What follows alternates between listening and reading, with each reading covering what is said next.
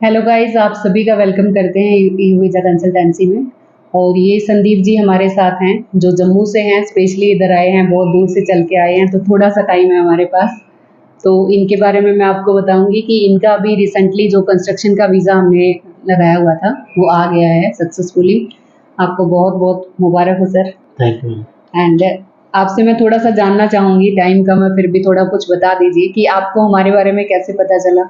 वो मेरा ब्रदर है ना, रशिया में, उसके साथ वो बंटी भाई का काम है, तो उसने मेरे को इधर पकड़ा था। और कितने टाइम में आपका काम हो गया, आपका हो गए समय? 6 महीने में से 7 महीने में।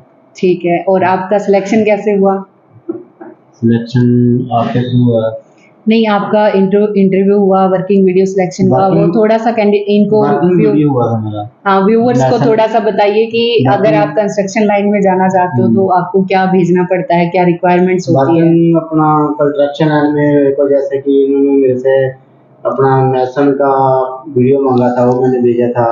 बाकी काम बढ़िया है इन लोगों का शायद। हाँ जी, तो ये कंस्ट्रक्शन लाइन में इनका वर्किंग वीडियो से सिलेक्शन हुआ था, इंटरव्यू नहीं हुआ था। इनका वर्किंग वीडियो इतना बढ़िया था कि उसी से ही सिलेक्ट हो गए थे, ये रिक्वायरमेंट ही नहीं हुई इंटरव्यू की। बाकी ये थोड़ा सा कम बोलते हैं और बाकी इनके साथ हमारा अनुभव अच्छा रहा। और आप भी अपना अनुभव बताइए, यू वीज़ा वालों के साथ कैसा रहा? अच्छा। तो ठीक है, इतना ही टाइम है हमारे पास वीडियो के लिए क्योंकि इनको फिर से वापस जम्मू के लिए निकलना है। एंड बहुत बहुत मुबारक हो सर आपको। Thank you. Okay sir, thank you. जिसका अभी रिसेंटली वीज़ा आया था संदीप का, बहुत कम टाइम था और आपने देखा भी होगा, बस भागते दौड़ते उन्होंने वीडियो को कंप्लीट किया क्योंकि उनको वापस जम्मू के लिए निकलना था, ट्रेन छूट जाती है उनकी, तो ज़्यादा कुछ नहीं बता पाए। और दूसरा उनका थोड़ा सा कम बोलने का नेचर है। उन्होंने हमने ही रिक्वेस्टली कहा कि व्यूवर्स मिलना चाहते हैं, देखते हैं, अच्छा लगता है उनको, मोटिवेट होते हैं कि जिसका भी वीज़ा आता है मैम आप हमें दिखाइए, उनसे मिलवाइए। वो आपके ऑफिस में आते तो उनको स्पेशली वो विज़िट करने ही आए थे, चाहे थोड़े टाइम के लिए आए, बट अच्छा लगा। तो ऐसे ही आप अगर सेनेगन का वीज़ा चाहते हो और कन्फर्म वीज़ा चाहते हो बिना डिले किए, तो आप ई वीज़ा कंसल्टेंसी से एक बार कंसल्ट ज़रूर कीजिए। ये मैं सबको बोलूँगी जितने भी मेरे व्यूअर्स हैं। और अभी कंटिन्यू करेंगे हम उसी को ही, जो एक वीज़ा की आपने सीरीज़ देखी भी होगी। आप हमारे यूट्यूब चैनल में बैक जाओगे तो आपको शायद वो मिलेंगे। और जो जितने भी बच्चों के वीज़ा आए हैं, हमने वन बाय वन उनको यहाँ पे आपके सामने जो उनके हमारे साथ जो अनुभव थे वो उन्होंने आपके साथ शेयर भी किए हैं। बिल्कुल। तो ऐसे ही अभी हम जो अपना दोबारा से सीरीज़ जो एक सीज़नल की मैं चाहती हूँ कि फिर से वो हम दोहराएँ, तो आप सबको उसके लिए मैं आपको वही बताना चाहूँगी वैकेंसीज़ के रिगार्डिंग। रजिस्ट्रेशन 1 सितंबर से अपना शुरू हो चुके थे, अभी करवा भी रहे हैं बच्चे।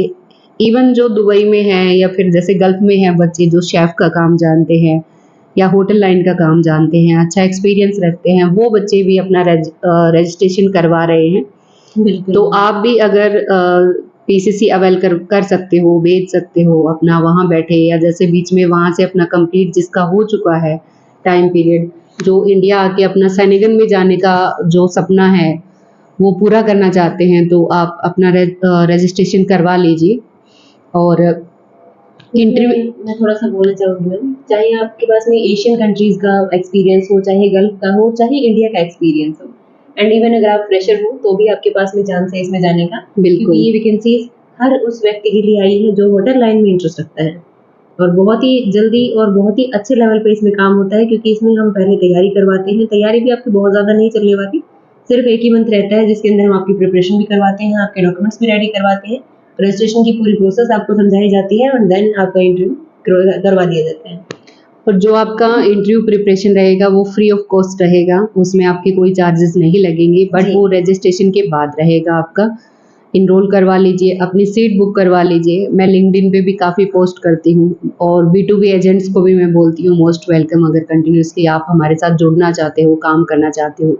नेपाल के जितने भी कैंडिडेट्स हैं, चाहे वो मेरे डायरेक्ट कैंडिडेट है या एजेंट के थ्रू है, तो उनको भी मैं बोलना चाहूँगी कि अभी जो आपका एक वक्त था, आप जो पिछले साल से वेट कर रहे थे कि मैम नेक्स्ट सीज़न में हमें जाना है, तो आप भी अपना एनरोलमेंट करवा लीजिए फटाफट से।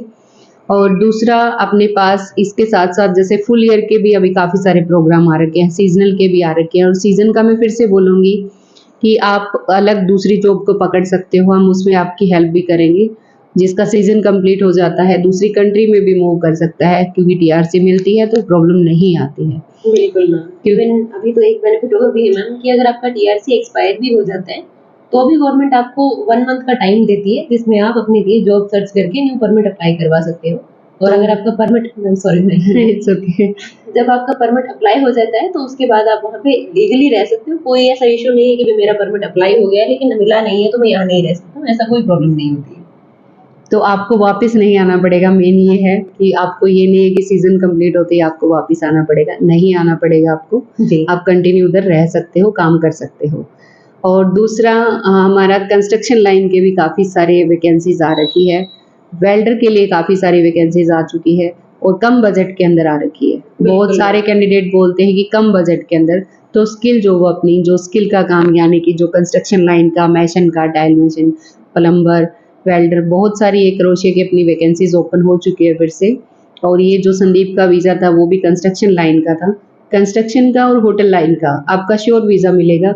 डिलीवरी होते हैं, डिलीवरी बॉय, उसमें हम नहीं बोलते कि आपके वीज़ा श्योर आएंगे, 50-50% चांस रहते हैं, अनुभव भी कर लिया है वो हमने। तो अभी फ़िलहाल कंस्ट्रक्शन और होटल लाइन के श्योर वीज़ाज़ जो अभी कंटिन्यूसली चल रहे हैं उसमें आप अपना वीज़ा पक्का करवाइए। एंड इसके साथ-साथ मैम कुछ और आपको वैकेंसीज़ बताएँगे। बिल्कुल मैम, सर्बिया की मैं कुछ वैकेंसीज़ हैं जो कि बताना चाहूँगी आपको। सर्बिया आपको वैसे तो पता ही है, अगले साल शेंगन में समर हो जाएगा। तो इसके बारे में मैं बता रही हूँ आपको। कुछ वैकेंसीज़ हैं जो कि किचन हेल्पर की हैं और कुछ वेयरहाउस की वैकेंसीज़ भी अभी अवेलेबल हैं। शुरुआत करते हैं किचन हेल्पर की वैकेंसीज़ से। इसके अंदर आपका बेसिक सा इंटरव्यू होगा, जस्ट वो आपका एक्सपीरियंस जानना चाह रहे हैं और थोड़ी-सी लैंग्वेज के बारे में जानना चाहते हैं। तो बहुत ज़्यादा टफ नहीं है जो आप ये घबरा जाओ कि इंटरव्यू होगा, तो ऐसा कुछ नहीं, बहुत नॉर्मल इंटरव्यू है। आप इसमें एनरोल कर सकते हो। 650 यूरो आपकी बेसिक सैलरी है जो इंडियन करेंसी में अराउंड 65,000 रुपीज़ बन जाती है। साथ में कंपनी आपको ड्यूटी मील और अकोमोडेशन भी प्रोवाइड करवा रही है, तो ये भी बहुत ही अच्छी बात है। देन उसके बाद बात करते हैं वेयरहाउस के बारे में। तो 600 से 700 यूरो वेयरहाउस हेल्पर की जो सैलरी है वो रहने वाली है। साथ में कंपनी आपको अकोमोडेशन भी दे रही है। तो ये दोनों ही वैकेंसीज़ आपके लिए अवेलेबल हैं। हाँ, वेयरहाउस वाले में कोई भी इंटरव्यू वगैरह नहीं है, तो डायरेक्ट सिलेक्शन है, इसमें भी आप करवा सकते हो। और सर्बिया आपको पता है कि नेक्स्ट जो सेनेगन की दौड़ में बिल्कुल शामिल हो चुका है, ऑफिशियली अनाउंस होना बाकी है। तो उसमें आप कम बजट के अंदर जितना जल्दी हो सके आप चले जाइए, आपके लिए बेनिफिट ही बेनिफिट है उसमें। बिल्कुल मैम। और दूसरा हमारा जो नेक्स्ट वीडियो आएगी उसमें हम स्पेशली इज़राइल के रिगार्डिंग डिस्कस करेंगे। इज़राइल के लिए बहुत ज़्यादा मार्केट में चल रहा है रेट्स अप डाउन, वो कोशिश करेंगे हम आपको एक जेन्युइन बजट में देने के लिए।